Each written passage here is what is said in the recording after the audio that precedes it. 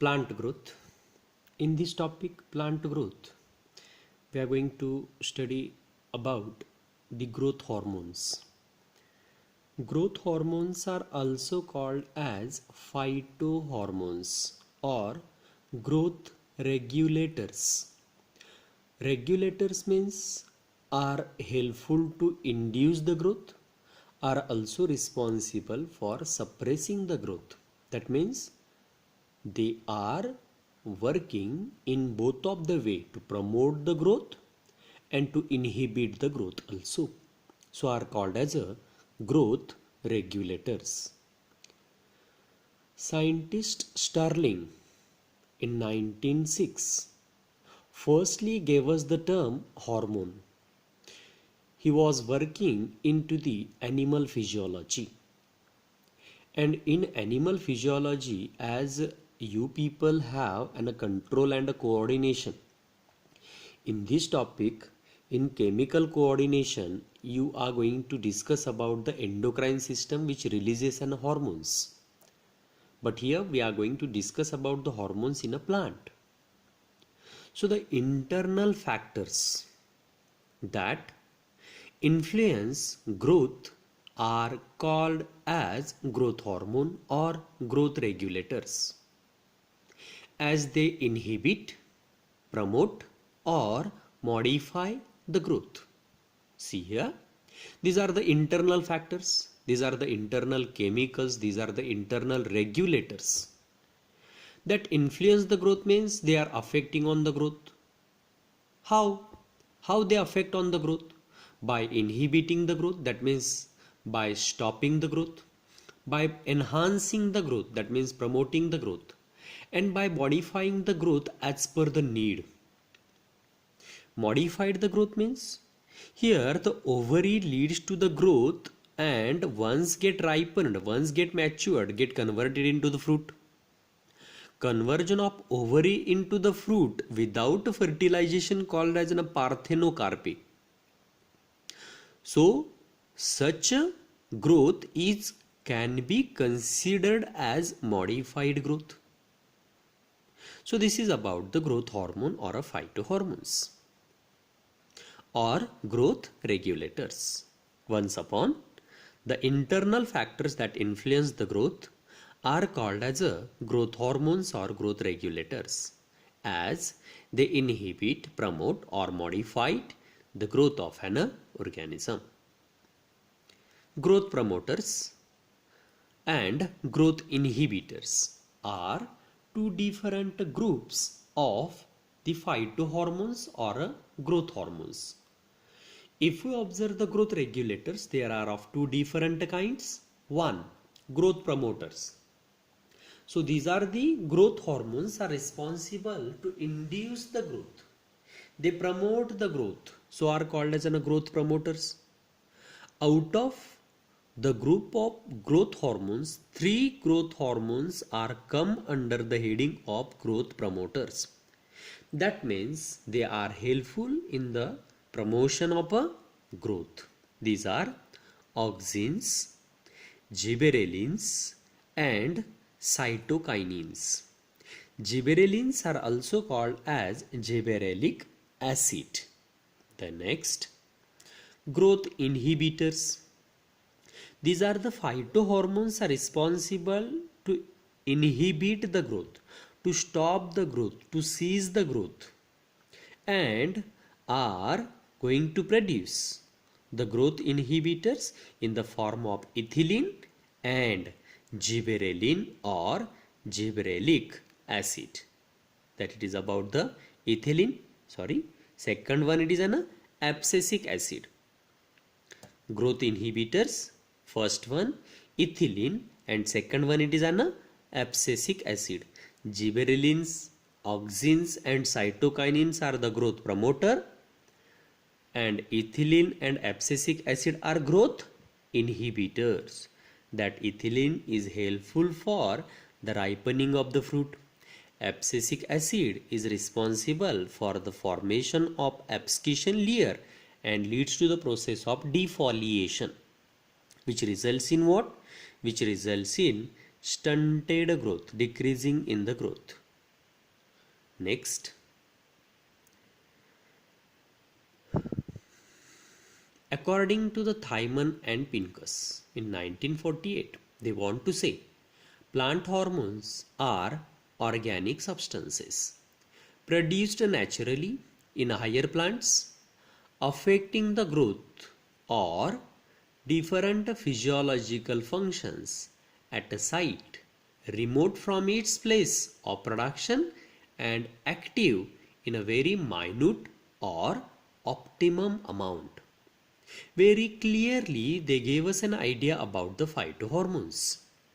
How? Plant hormones are organic substances. You know very well about the organic and inorganic substances. Plant hormone are the organic substances.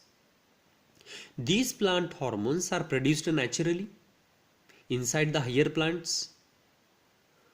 They shows their effect in the form of what? They affect on the growth of a plant body, either promote the growth, either inhibit the growth, or also affect on the physiological functioning like flowering, parthenogenesis, germination, dormancy. All those are the physical functioning and are affected by the growth hormone or phytohormones. One more thing, the phytohormones are produced at one place and they shows their effect away from the site of production. So are called,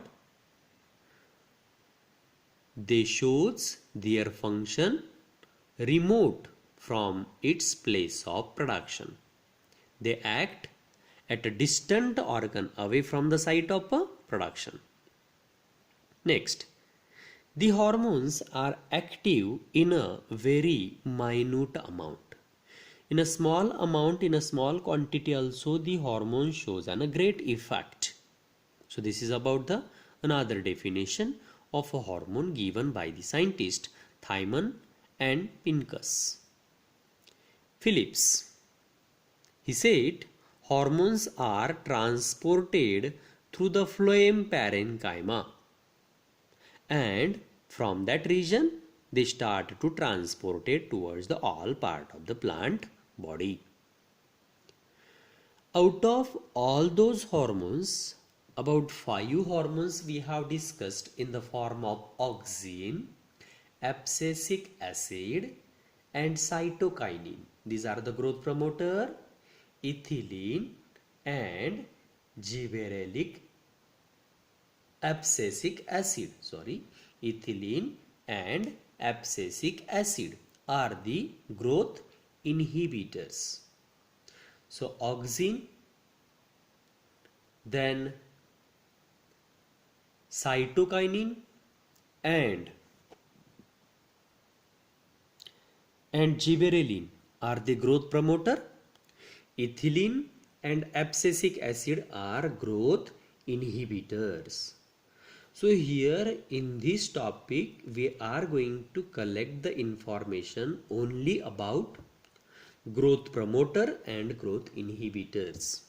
So out of the different growth promoters, firstly here we are going to discuss about the first growth promoter in the form of auxin. Auxin means to grow. About auxin, different scientists, they gave us their experimental work and they gave us an idea about this phytohormone. Out of that, first scientist was Charles Darwin, was studying the tropism into the plant. He exposed canary grass coleoptile to the unilateral light. That means he put the plant into the window.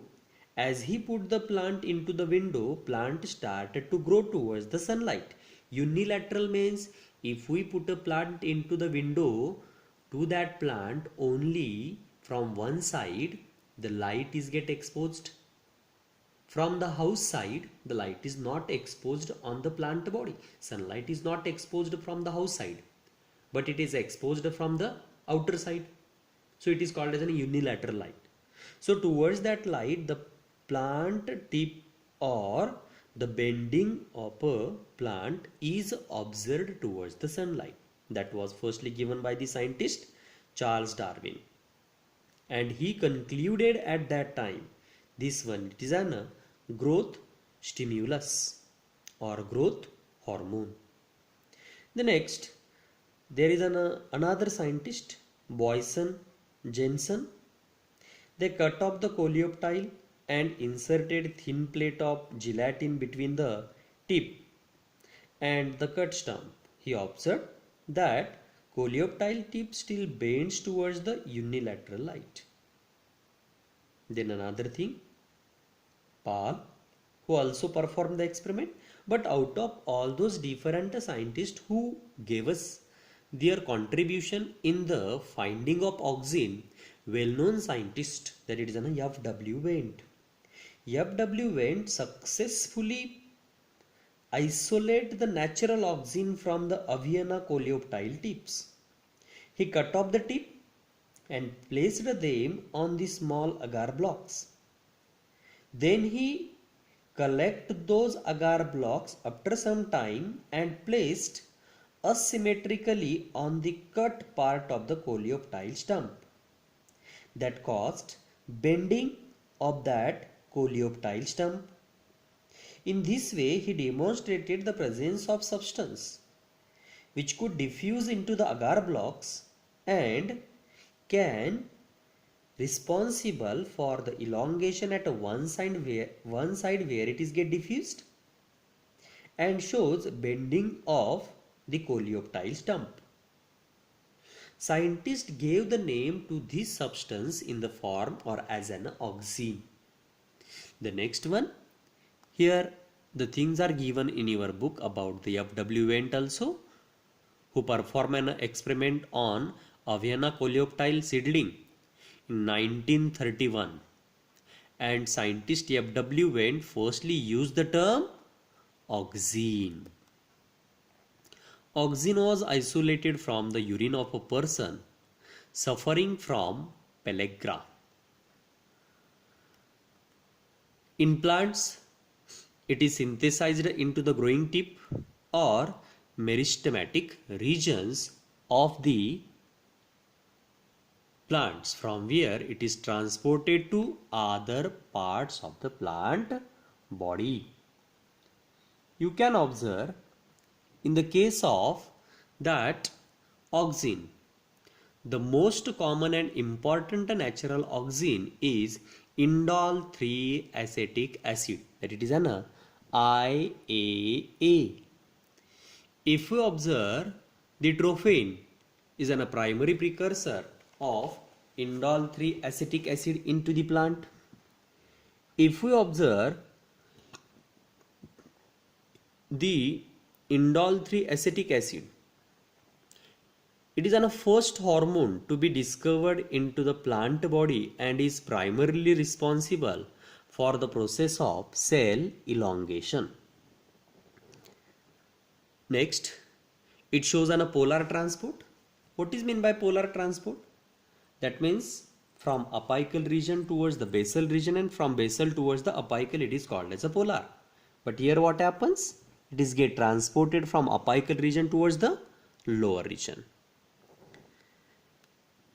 Here you can observe, instead of natural oxygen, some synthetic oxygens are also used to control the plant physiology. And in that, first one, indole 3-butyric acid. Then second one, naphthalene acetic acid, NAA. And third one, 2,4-dichlorophenolic acid.